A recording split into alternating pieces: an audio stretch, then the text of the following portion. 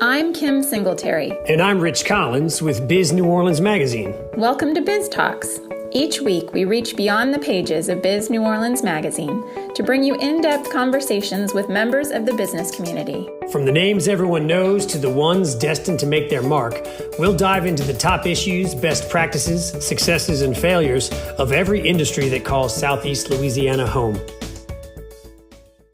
This is Kim Singletary, managing editor of Biz New Orleans Magazine, and I'm so excited to kick off our new Biz Talks podcast by welcoming our first guest, Quentin Messer, who serves as president and CEO of the New Orleans Business Alliance, which is a public-private partnership dedicated to economic development within the city of New Orleans.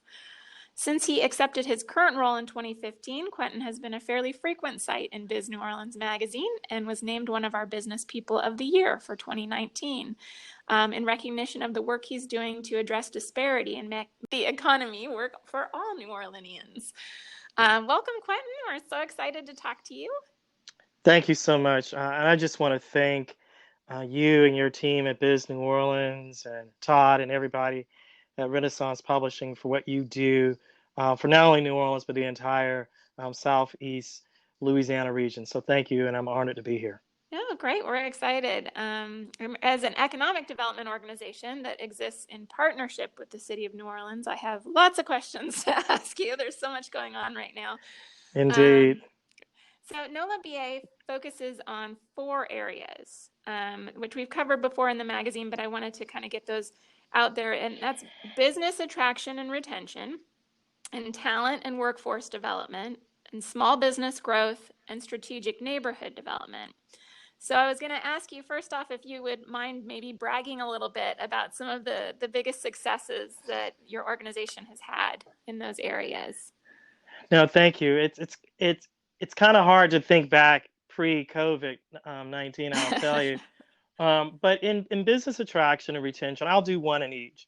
Okay. In business attraction and retention, we were very instrumental in making sure that DXC technology relocated in New Orleans. DXC technology is the largest announced economic development win in New Orleans, in not only New Orleans history, but Louisiana history. So our team was very involved with G&O Inc. and LED in securing that. And that's a big part of diversification of our local economy, which I think COVID-19 has shown us that we need to further accelerate and the urgency of that. The second thing for talent and workforce development, we have been, I think I would give a 2 for there. We are really creating I would say an end-to-end suite of services, information for job seekers ranging from those with GEDs to those with MD, PhDs. So 50 Forward is a part of the New Orleans Business Alliance umbrella. We have worked with 4 opportunity centers to deploy the nationally renowned Strive International curriculum for adult job candidates. So that's what we've done in there. The one I would mention for small business growth, we've worked very closely in partnership with Tulane University, Xavier University of Louisiana, and JP Morgan Chase to create the Invest NOLA program, where 13 entrepreneurs of color have spent 6 months getting executive education from faculty at Tulane and Xavier as they grow their businesses from 800,000 in revenue. Some of them have 800,000, some have 5 million in revenue, but the opportunity and the desire is to see them grow 3 or 4 times on the basis of getting this executive coaching and executive education. And all that's free of charge. The only charge for them was their time. And then the last thing, strategic neighborhood development, we realized that there are certain parts of New Orleans that have not grown or experienced the undeniable economic progress that's happened in our city over the last decade. And so we've been very intentional to really focus on Algiers, New Orleans East, parts of Gentilly, places, Gerttown, Holly Grove, Mid-City, places that may not have always felt as if they were really participating and the undeniable growth that's happening in our city. So are those what you'd call opportunity zones? Is that what that falls under? Great question. Opportunity zones are a little different. So opportunity zones were federally designated census tracts that are that have been designated. There are 25 of them in New Orleans, and those opportunity zones are based upon income levels. The strategic neighborhoods um, overlap with that, but one of the things that's very interesting is in New Orleans East, for example, you have a very affluent, upper middle class African American population there, but there aren't necessarily the type of amenities that you would necessarily associate with a highly affluent or upper Mm-hmm. middle class area. The same could be said for gentility. So, what I mean by that is the need for entertainment, retail amenities, things of that nature. That doesn't necessarily mean, for example, you would have Eastover would not be in an opportunity zone in New Orleans East, nor would Algiers Point. But there's a clear need for those neighborhoods to have amenities commiserate with the type of income that you see resident there, if that makes any sense. No, it does. Yeah. I wanted to go back a little bit to the small business part of what you guys do. You've talked before about the importance of small business to New Orleans, that most people are employed by small and medium-sized businesses here, and that small business is the single biggest employment engine for our economy. In the situation we're all in now, small businesses are also the ones that are really, really struggling. What is NOLA BA providing some support on that end to those people? Great question. I would say we're providing support in a number of ways. I think one, just accurate information, because there's a lot of misinformation and disinformation. Because there's a lot, I mean, we're literally as a nation building this plane as we fly it. There's never been Right. this much money dispersed through the Small Business Administration.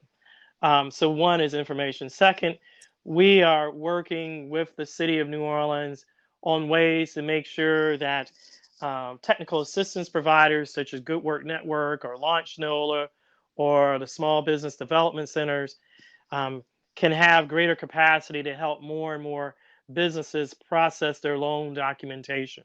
So there are things that will be announced that we're doing.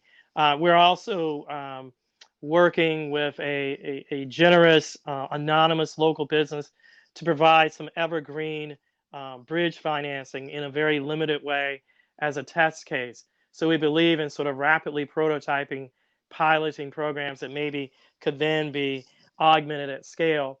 And then the final thing is on Friday, April 24th at 10 a.m., there's a free seminar that the Business Alliance is putting on with Baker Donaldson Law Firm and Gulf Coast Bank to help them to help answer questions that small businesses may have about PPP or the emergency injury disaster loan and any other products that may be coming from SBA. Okay. When you talk about, you mentioned bridge financing. I'm not as, Yeah, what is that? Yeah, so what I mean by that is what we're finding is a lot of businesses have applied for the payroll protection program financing Hmm. or the emergency injury disaster loan, but those loans aren't instantaneously. There's Right. a time period from you get your loan in, you get it approved to when you receive it. And so what we've tried to do in a very limited way, on a very selected pilot basis, is how do you provide bridge financing? How do you give people $5,000 to $10,000 grants that will bridge them until they get the PPP loan or the emergency injury disaster loan? Does that make sense? Yeah. So if you were going to do something like that, does that come from NOLA BA, or are you looking for people to kind of fund that or? Well, we were very fortunate that an anonymous business granted the Business Alliance um, um, 100,000 to pilot it. So it's not something Okay. that is the corpus of the money isn't big enough to distribute, but we're doing it in a selected pilot way just to see whether this is something that we could scale more broadly. Okay. And then kind of on that note, you guys, I know you were one of the first ones that we heard from as far as setting up funds.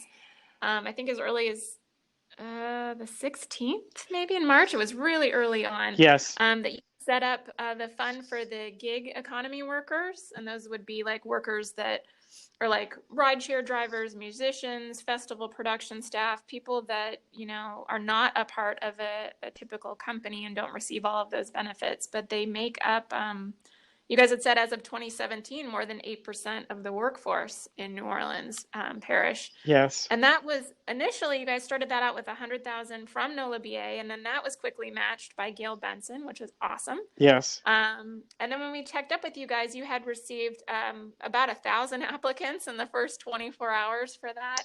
Yeah. What's happened with the Gig Economy Fund? Yeah. Thank you for asking about it. So we've been very gratified. We have raised close to $800,000 in total. Oh, wow. And your goal was 5, wasn't Our it? goal, our initial goal was $500,000. We are grateful to have gone past that. Baptist Community Ministries came in with $100,000 to match Mrs. Benson and match the Business Alliance. National funders have come in big. Local businesses like WWL Television, Gulf Coast Bank have come in. So we are very gratified. But the most gratifying about that is John and Jane Q. Public in New Orleans contributed nearly $50,000. Oh, wow. So that's New Orleanians who are feeling the pinch economically, helping their friends and neighbors, which is truly gratifying. And now we have over 1,700 plus applicants. So we've paused receiving and accepting new applicants. We want to process everyone that's already in the queue. We want to make sure that our goal is to try to get all the money out on the street by the end of this month, at worst, early next month. Okay. And then what would be an average that people would get? $500. $500. So it's okay. everybody gets $500. That's okay. So that's the way that we hope to stretch the dollars. Yeah, absolutely. So we'll pivot a little bit. There's been, with everybody, I think in the business community and just not in the business community, has been scared and frustrated, and this has kind of been a really trying time that, like you said, has never happened before, and there's no way that anybody could have prepared for it. And some of that frustration we've had. Like the Jefferson Chamber President, Todd Murphy, did a letter that was criticizing the mayor and saying that the city festival, when she said the city festival should be canceled for the remaining of the year, and he said that it would set the region's recovery back by weeks or months, and asked her to communicate or collaborate with neighboring parishes before making big statements.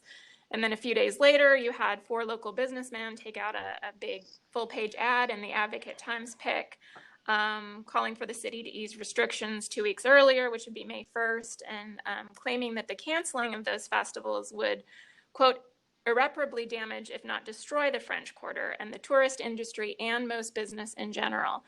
I wanted to kind of get your thoughts on that. Do you think that's true? Do you think that if we do, I mean, they've been canceled since then. Do you think that is going to cause irreparable damage to this area? Absolutely not. I know, Todd. I don't want to Monday morning quarterback anyone. That's just not fair. No. But what I will say is, it will absolutely not cause irreparable harm. The mayor made the exact right call. And the other piece that I think people really need to understand, I think this is a bit of nuance that was lost. There are a lot of festivals that we're going to cancel already. Right. Whether the mayor said we're still open for business, they were going to cancel. So Right. I think what we need to collectively, and that's one reason why we're working very hard with the business council and with the administration as the New Orleans Business Alliance to really get a mayoral task force and committee focusing on reopening economy, because it has to be done in a regionally cooperative way. It has to be Right. done such that retail and restaurants, those industries that are almost impossible to really have social distancing and are premised on socialization, um, we need to make sure that we do that constructively. Look, I get it. No one wants to get the economy back going and relieve the suffering more than me. And I don't want to speak for Madam Mayor because she can speak better than anyone for herself, but I know she deeply wants that to happen. But the most important thing, the one thing that you can always earn money, you can always gain money, you can't regain life. And I Right. think that we have to be thoughtful about public health, and we also have to be thought about making sure that we communicate to not only those folks inside of New Orleans or Louisiana, but nationally and internationally, that we've taken all proper precautions and are exercising all possible best in practice um, new public health infrastructure protocols to make sure that we can um, reduce transmission and also address and quickly move if there were to be tragically retransmission. And so yeah, and part of that letter from Todd Murphy was calling on the mayor to rely on expert advice from business and industry leaders. Tell me a little bit about how you guys are doing that, because you are part of a council for the mayor that's aimed at doing just that, right? Right. I would think it would be a little bit premature. The, I would I would say that the mayor has been very thoughtful um, Okay. in making sure that a diverse, inclusive, and thoughtful set of public health officials, um, business leaders, um, members from the faith and deaf care community, folks from the mental health community, among other different sectors, are really coming, will be coming together, thinking about and providing counsel to her as to how and responsibly the New Orleans economy can reopen. I just want to go And ahead, please. does that include members from other parishes, neighboring parishes, That that or is that that that just that, within that is Orleans? for the mayor to determine. Oh, okay. So I she don't doesn't. know. I think Oh, okay. at this stage there will be regional, um, obviously cooperation and discussion. I serve on Resilient Louisiana Commission subcommittee. I'm a uh, task force member for the Louisiana Legislature's Restart Louisiana Economic Task Force. So there will definitely be coordination at the regional and state level on whatever the mayor decides to officially announce and stand up. Okay. And so we're seeing, some neighboring states already making efforts to open. Is that a concern? I, you know, let me say this. My focus is on New Orleans Right. and Louisiana. My thoughts and prayers are nationally with our friends and neighbors, and also internationally, as all of us are dealing with this pandemic. But um, I would not say it's a concern. Look, every state's Okay. local situation is different. Everyone is relying on the best information from the CDC and their local public health officials. But my focus is on making sure that when New Orleans opens, she will open and not have to close again. That's the biggest thing. And making sure that she can open responsibly and making sure that in her opening, she thinks about how those who are maybe most vulnerable economically can be safe, and those frontline workers at grocery stores or wait staff at restaurants or cleaning staff in hotels or bus drivers or others who we've discovered are our frontline, our most vulnerable, can be safe and sound and secure. Right. Um, have you seen, there's another thing that's kind of popped up in the news is struggles with businesses getting these SBA loans. Have you seen any of that? And is that something that you guys are helping with, or? Yes, I mean, sadly, unfortunately, the scope of the magnitude is so great, and um, you've seen, um, and again, this whole program was built while you were flying the plane. So of course, there's going Right. to be need for course correction once you get feedback, and indeed, you saw that a lot of small businesses, particularly those owned by women and entrepreneurs of color, the importance of a banking relationship became in stark relief.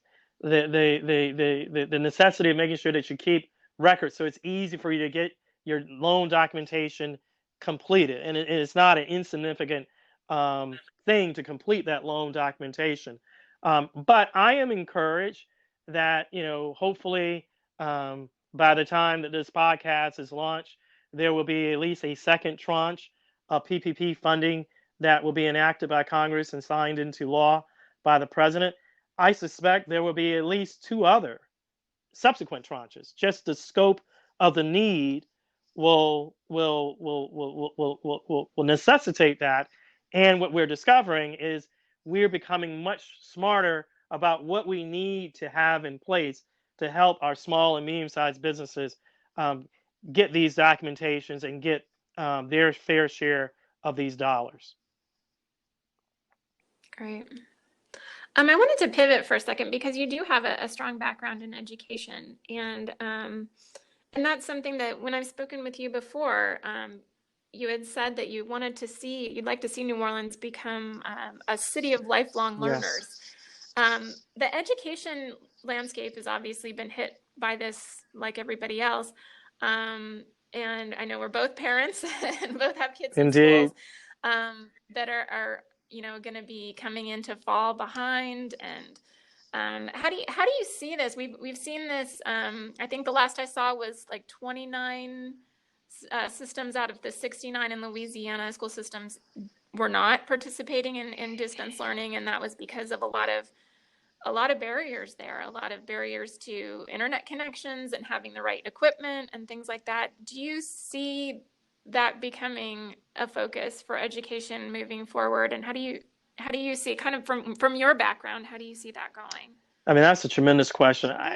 So that's a tremendous question. So a couple of things. I think one of the things is we think about reopening the economy.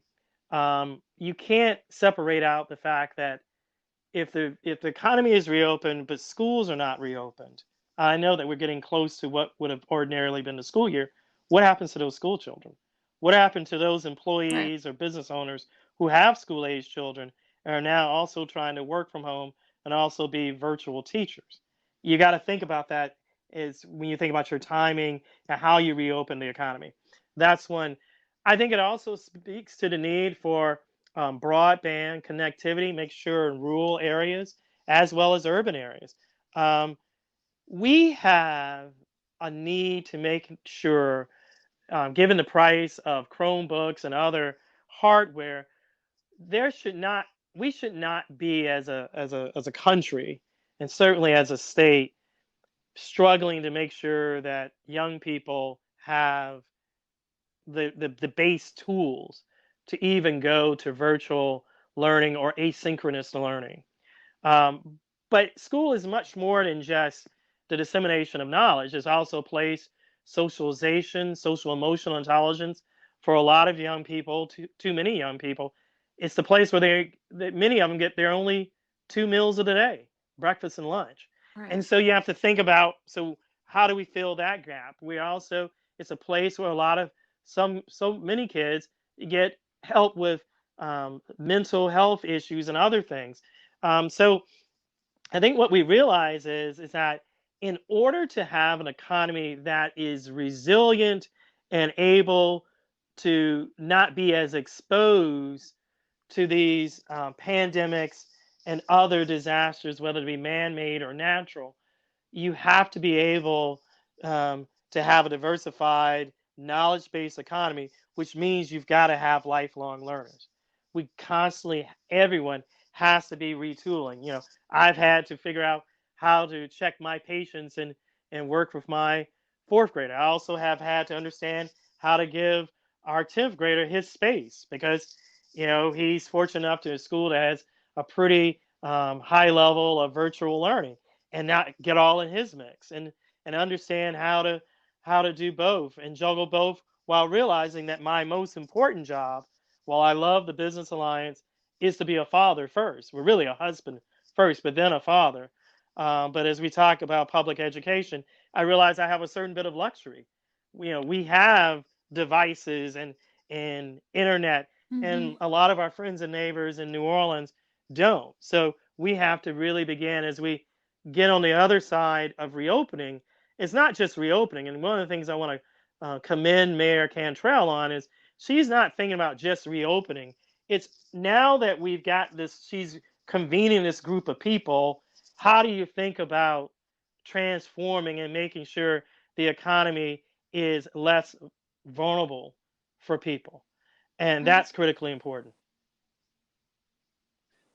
So on the topic of learning, we've been hearing from a lot of business owners about lessons they've been learning during this time, whether that's the success they've been seeing with remote work setups that they've never done, or refocusing their priorities for their companies, or trying out new ideas, getting things done that have been on their to-do list for a long time.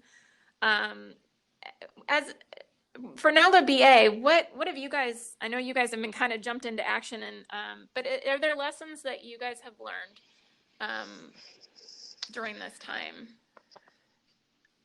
I'm going to answer the question personally because I have 25 other colleagues, and I wouldn't want to say, well, these are the lessons that we, the Business Alliance, have learned. So I'm going to speak personally. The lessons I've learned are probably three. One, how fleeting life and the economy and everything that you thought was so secure really is.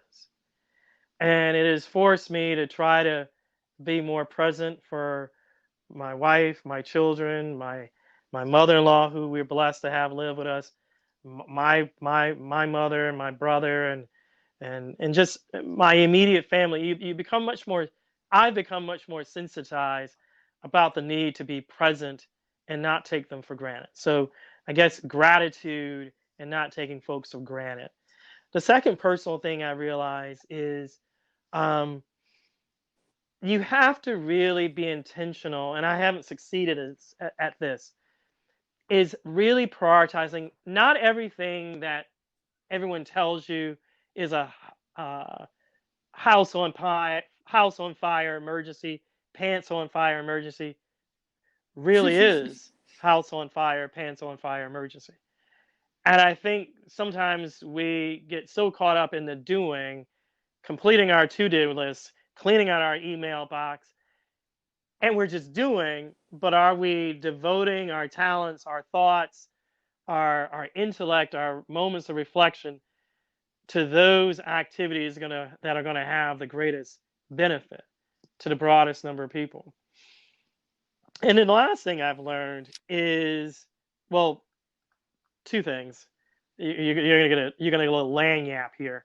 The one thing I've learned is just how vulnerable, despite all the progress we've made locally in New Orleans and in the state of Louisiana, our economy is still very, very vulnerable. If you look at the four really large pillars on which the Louisiana economy and the New Orleans economy are built, you've got tourism, hospitality, oil and gas, maritime, and agribusiness. And those first three, tourism, hospitality, oil and gas, and maritime, are very vulnerable industries to pandemics and to something that people aren't talking about now, but we need to be thinking about, climate change. So you realize that we have to more aggressively diversify. We need more DXC technology wins. We need to salute and and nurture companies like Torch and Lucid and Levelset and iSeats and Obatala Sciences and Axiosim and Cadence Genomics, all these technology companies that are emerging in New Orleans. um, we need to celebrate. We need to celebrate Renaissance Publishing for giving a platform to amplify and spread the good news that we are serious about business in New Orleans and in Southeast Louisiana. And my lagniappe comment is the importance of mental health. Um, Throughout the darkest of times, it is critically important. It's hard for people to see this, but it's something that one of my favorite pastors told me many years ago. It could always be worse. No matter what Yeah. you're going through right now, if you're still breathing, if you're still sitting upright, if you're still able to put on your own clothes and you're clothed in your right mind, you still got a pretty doggone good chance that tomorrow could be a transformative thing. And so I've just realized the primacy of hope and mental health. I'm a person of faith. I'm a Christian, so I've leaned on my faith, and that's provided tremendous comfort for me. Yeah, absolutely. And I'm happy to see a lot of that mixed with technology and have people have the opportunity to kind of do telemedicine that way, telemental health Exactly. medicine where it's Yep. needed and be able to reach out to people. And I know this is a time where if people have suffered with mental health issues, this can kind of revamp all of that, or it just make it worse. Yep. So yeah, this is definitely an eye opener that way.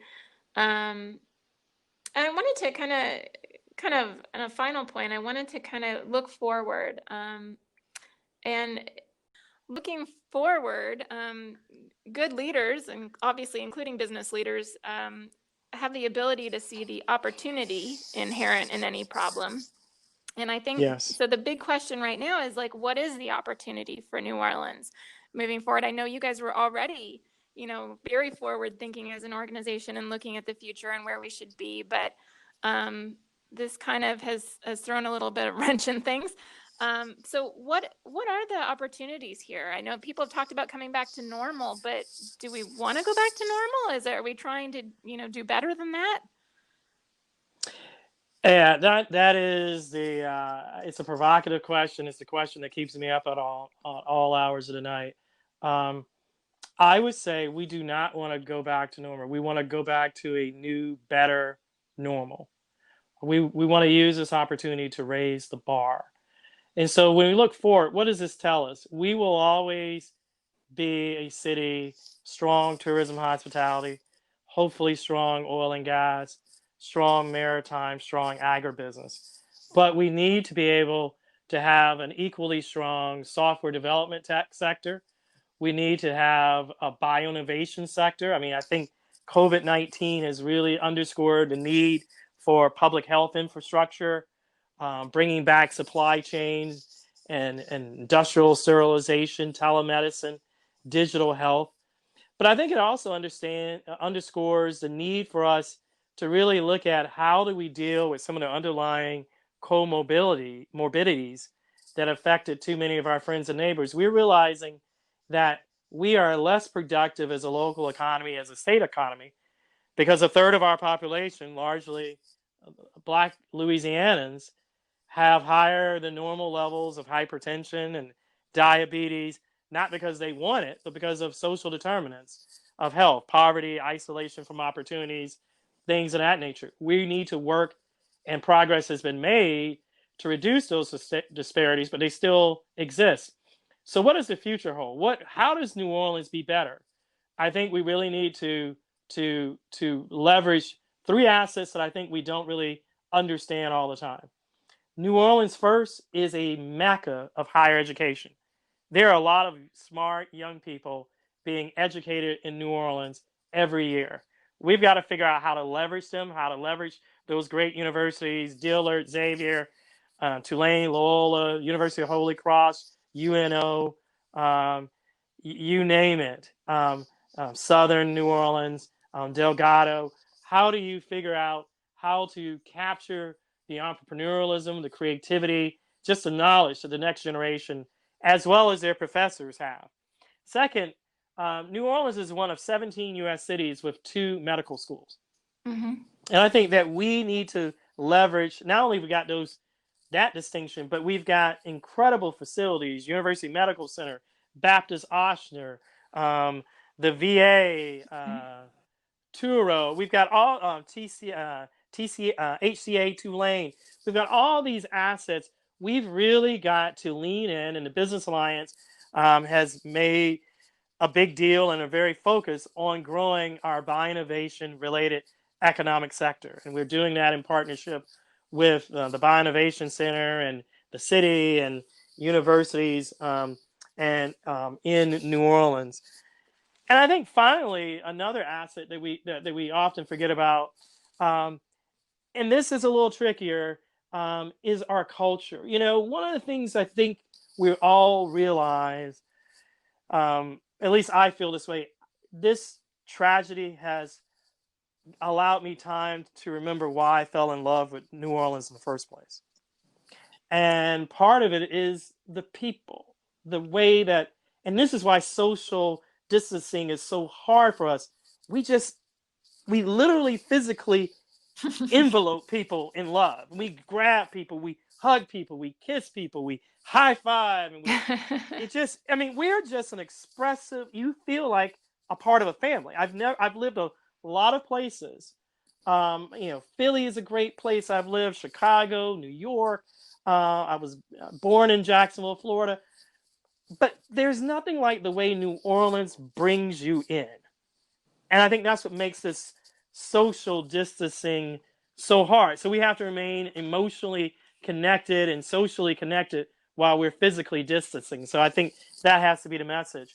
But I think when we do this right, I'm not going to say if we do this right, when we do this right, there are even opportunities within our historical sectors to figure out how we can be better. There are very lucrative niches within tourism hospitality, intellectual tourism, health and wellness tourism, cultural tourism that we've got to exploit. Even within maritime, I think there's opportunities to look at value-added manufacturing. I know Brandy Christian and her team at the port are really looking to do that. Oil and gas, Rick Talent, the head of Shell's operation. Shell has been a global leader in looking at alternative energy sources and things of that nature, and really trying to figure out and become a partner as we deal with climate change. So we, in my push and desire to see us diversify, I'm not saying we walk away, but we have to make sure that we are not laggards and being at the forward vanguard of what's happening with the knowledge sector, but we have to be at the leaders. New Orleans is a city of innovation and creativity. It's the only U.S. city that gave birth to a global music idiom, jazz, and a global cuisine, Creole cooking. So that tells you about the unique creativity that is just rampant in New Orleans. Absolutely. And I wanted to just end by offering you, any chance if there's a question I haven't asked, or if there's something, parting words for business people that any last thoughts? Well, first of all, I want to thank you, Kimberly. You've just been a tremendous, I believe the fourth estate is so tremendously important in this moment. And I'm just grateful to you at Biz New Orleans and Todd and the entire team at Renaissance Publishing. I would say to folks in the business community, one, let's come together. Let whatever differences of opinion and frustration, let's use discretion. Let's talk about that in-house. We understand that there's a desire sometimes you think external pressure, but we're all in this together. We all want the same thing. So let's come under the tent. Let's share our thoughts. Let's develop a community-wide, a region-wide, a statewide answer to make sure that we can respond safely and responsibly to ourselves, particularly our most economically vulnerable many of those essential workers. Second, I would be remiss if I didn't thank the people who are the warriors, the heroines, the heroes of first line healthcare workers, our EMTs, our firefighters, police, our doctors, our nurses, our death care workers, those people who are risking a lot to keep us safe and also give honor to those who have perished during this season. And the final thing is, I simply believe we're going to be better on the other side of that. And I'm going to do my dead level best to make sure that in my lane, my brief corner of the world, that we can get that done. And I think everybody else is going to do that. I think if we win that, if we commit to being better and better as individuals and then making sure our community is better, I think New Orleans' best days are yet to come. Wonderful. Well, hopeful as always. Every time I talk to you, you always have a message of hope and moving forward, and I really appreciate it. And it's been a total joy to talk to you. And please continue to keep us posted on what you guys are doing, and as things move forward, getting those goals accomplished. So I really appreciate your time, and thanks so much for doing this. Oh, thank you for having me. Really honored. Take care. Stay safe. You too.